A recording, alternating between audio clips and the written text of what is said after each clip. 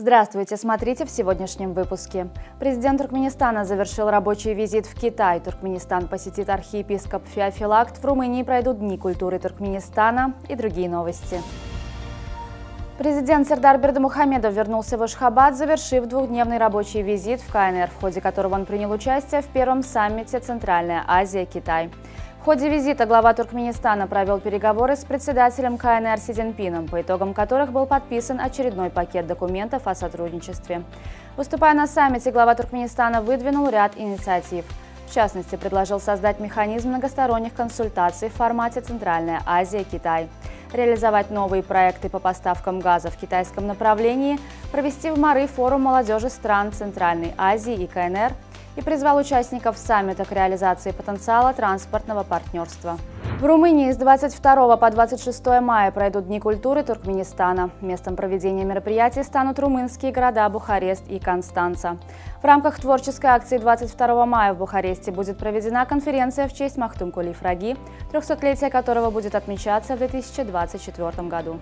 Президент Туркменистана Сердар Бердымухамедов вместе с лидерами стран Центральной Азии и председателем КНР Си Цзиньпином высадили гранатовые деревья на аллее Дружбы в Сиане.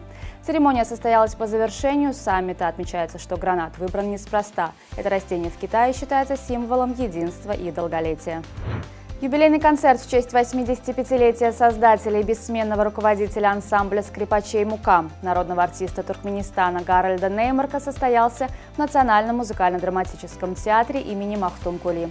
40 лет назад Гаральд Исаакович Неймарк создал ансамбль скрипачей «Мукам» для учащихся по классу скрипка специальной музыкальной школы-интерната при Туркменской национальной консерватории. С тех пор ансамбль прославил скрипичную школу Туркменистана далеко за его пределами. Ежегодно состав ансамбля обновляется, выпускники школы-интерната покидают его, их места занимают младшие школьники. Авиакомпания «Сингапур Эйр» получила рекордную за все 76 лет существования годовую прибыль и решила поощрить своих служащих выплатой бонуса в виде 8-месячной зарплаты. Руководство «Сингапур Эйр» решило таким образом отблагодарить своих работников за труд в сложный период пандемии. Причем премия будет вручаться только рядовым сотрудникам. Топ-менеджеры компании выплат не получат. Белавия с 3 октября запускает полетную программу из Минска в Абу-Даби. Полеты будут осуществляться по вторникам и субботам. Продолжительность полета составит 6 часов 20 минут.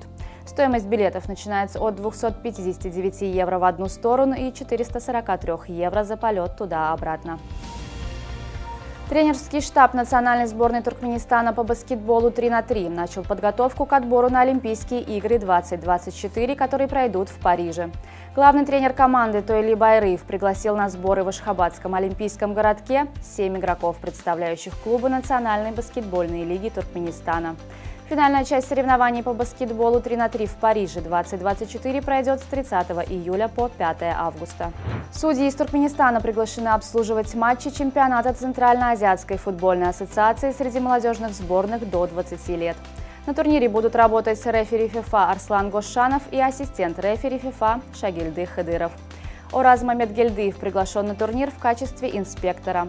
Свой стартовый матч Туркменистан проведет 21 мая против команды Афганистана. Мурат Якшиев забил первый гол за киргизский «Нефчи». Футболист сборной Туркменистана отличился на 97-й минуте гостевого матча 9-го тура чемпионата Киргизстана против команды Ошму Алдиер. Якшиев поразил ворота хозяев ударом головой после передачи Акрама Умарова. Гол стал для команды «Нефчи» победным. Для 31-летнего туркменского нападающего это 9-я игра за «Нефчи». На сегодня это все. Со всеми новостями вы можете познакомиться на сайте turkmenportal.com и на наших официальных страницах в социальных сетях. Всего вам доброго и помните, что Туркменпортал – ваш самый надежный источник новостей.